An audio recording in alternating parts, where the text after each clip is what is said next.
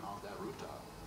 And you can see the ladder is right there. It's there for him to just end this quietly and come down the ladder and be taken into custody, which is the outcome that will happen eventually with this guy. But he keeps skipping on that opportunity, and I guess he wants to either make the police force him off of this roof, or he's hoping that somehow they're going to go away, which ain't going to happen. As you said, oftentimes when there is a pursuit, oftentimes police have to deal with people who want the police to harm them or to shoot them. We're hoping that's not the situation here. There is also, he's getting a little more rapid there. There's also a ladder that was placed on the back part of the house as well, or at least there was a ladder in the vicinity of the back part of the house. I think it's on the other house. It's hard to keep track of both of these houses. There's two houses that he keeps sort of running back and forth from this house and the one to the south of the screen. Well, officers we know have been on this house here, just below where he is, in fact. We don't know where they are precisely right now. Hard to see with the shadows. But it looks like he's talking to them or to whoever he communicates with. We assume that he's trying to talk to the police there, and he's walked away from them. But again, it's just bizarre the way this guy is acting. And you know, the other part is you often deal with pursuit suspects who are under the influence of this, that, or the other, and that may be the case here. Yeah, very, very well could be. He's got his hands up, Mark.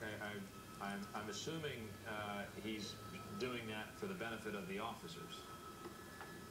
You know, wow, look at that. Okay, we've seen time and time again. I mean, it appears that, you know, in talking to the officers, that he is close to giving up. I mean, he'll go so far as come to the edge of the roof line there, and he'll have his hands up, and in fact, he'll make efforts to climb down from what it looks like, but at the last minute, he'll retreat, scale back up the roof, and just kind of prolong the situation. So, yeah, he's probably got his hands up because he's being directed to.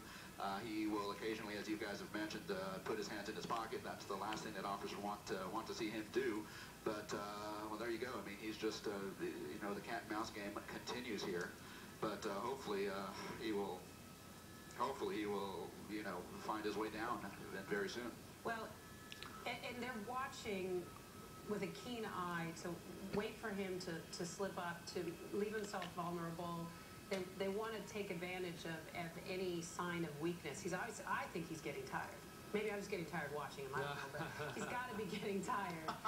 He's a youngish man, probably fear and adrenaline running through his body, but he seems, I mean, he's slowing down. Yeah, he is. He appears to be tiring. He appears to be slowing. But, you know, in terms of, you know, them spotting a moment of weakness, I mean, it's still going to be upon him at this point to come down on his own. It doesn't appear that they're going to make efforts to climb the rooftop at this point. At least not this part of the roof where the pitch is very steep, but they don't want to endanger themselves. But, I mean, it looks like it's going to be on him at this point to, you know, to come down on his own. So hopefully they won't have to resort to some some tactic that where they do come up to the roof and forcibly remove him.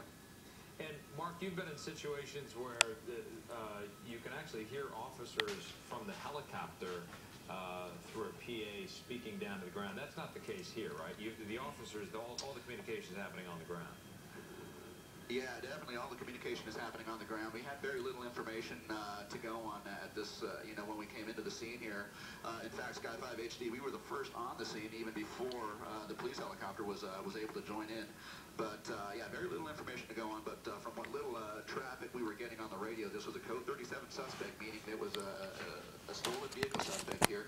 Two suspects in the vehicle. This was the driver. The passenger, a female, we believe, was taken into custody right at the point where they foot-bailed. There were several officers who were in pursuit of this suspect at the time this pursuit took off. Now, this is, as you said, this is about a block to the southeast of the campus of UCLA. It's in a neighborhood here. It's on the 800 block of Malcolm here, right near the intersection of Hillgard and LeConte. But is that a ladder we see in the background there? Yeah, there's another ladder we see around there, Mark. Right. Okay, yeah, it's hard to see. I've got some small monitors here. Nope, he's going to pass. Okay, yeah, I've got...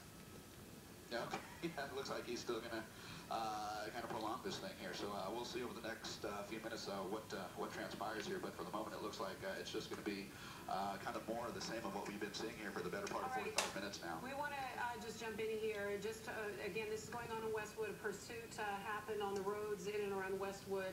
2 suspects, one of them a female, one of them a male. The fella foot bailed and is here on the roof playing a game of cat and mouse with the police on the ground. We're going to take a short break here at KTLA. We'll return to our coverage in a moment. Every day.